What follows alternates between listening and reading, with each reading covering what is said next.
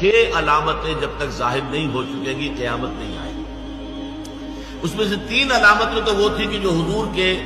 انتقال کے فوراً بعد ظاہر ہو گئی، اور 3 ہیں یہ آخری زمانے کی علامتیں، وہ میں آپ کو پڑھ کر سنا رہا ہوں۔ ثم استفادت المال حتى يعطى الرجل 100 دینار فيظل ساخطا، اتنا مال ہو جائے گا عرب میں، اتنا ظاہر بات ہے یہ عرب سے مراد وہی ہے، عرب جزیرہ نما عرب، اس میں آپ کی امارات بھی آ جاتی ہے اور یہ سعودی عرب بھی آ جاتا ہے، یہ سارا مال اور دولت کا جس طریقے سے وہاں پر پانی کی طرف پھیل رہا ہے،